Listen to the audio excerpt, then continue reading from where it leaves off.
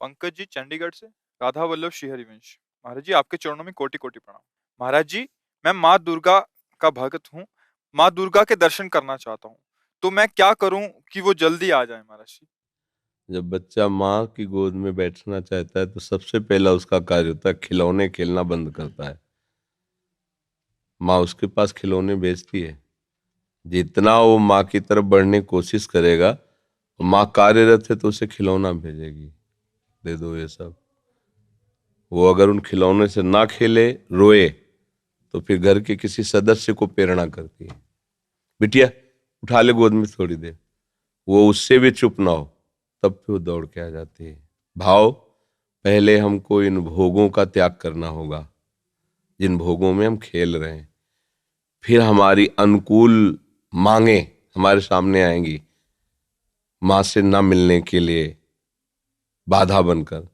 हम उन मांगों को भी जो सोचा था, चाहा था, वो मिले, पर हम उसे स्वीकार न करें और रोते ही रहें, तो फिर माँ नहीं रुक सकती। वो तो वात्सल्य में कुपुत्रो जायते क्वचिदपि कुमाता अनुभूत।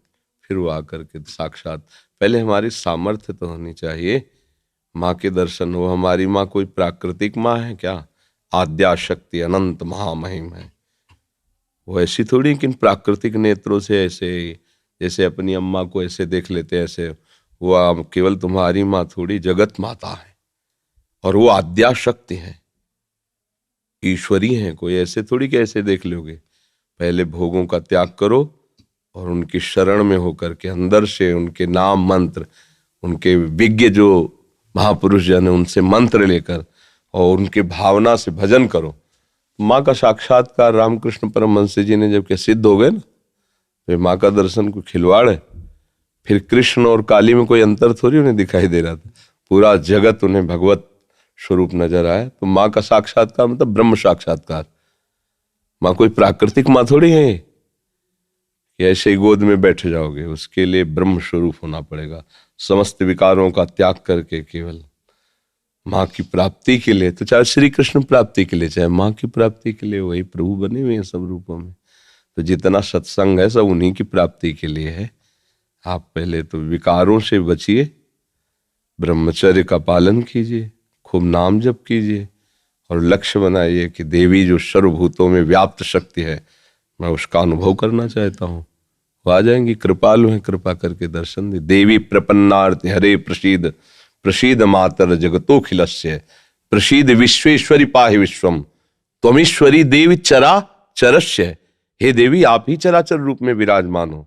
आ गई ना सिद्धांत के सर्वम खलविदम ब्रह्म वासुदेवा सर्वम, आ गया ना। तो एक ही बात है, वो तत्व तो एक ही है, चाहे उसे माँ कहो चाहे पिता कहो, चाहे दोस्त कहो चाहे प्रीतम कहो। वही सखा है, वही प्रीतम है, वही माँ है। तुम जिस भाव से भजोगे आ जाएगा। तुम्हें माता च पिता तुम्हें, तो वही शिव है, वही शक्ति है, कोई दो तो है नहीं। वही माँ है, वही पिता है। आप माँ भाव से भजोगे, हमारे प्रभु माँ भाव से आ जाएंगे। पर उनके आने के लिए जो स्वागत तैयारियां करनी है वो हमें करनी होगी। हमारे हृदय में जो अभी कूड़ा करकट वासनाएं हैं ये हटानी पड़ेगी। खूब नाम जप करे और भाव से चले तो तुम्हारी बुद्धि में ही प्रकाशित हो जाएंगी। या देवी सर्वभूतेषु बुद्धि रूपेण संस्थिता नमस्तस्यै नमस्तस्यै नमस्तस्यै नमो नमः। विराजमान हो जाएंगे बुद्धि में। देख मैं आ गई। उनके प्रचंड तेज को कोई सह सके नहीं। जब तक भजन के द्वारा अंतःकरण निर्मल, उनके प्रचंड तेज को सह सकते हो। वो शिव शक्ति है, अम्बा है, आद्या शक्ति है। और एक अंश में सूर्य विद्यमान, आंख मिला के देखो 12 बजे दोपहर के, और अनंत सूर्यों जैसी कांति माँ भगवती की है।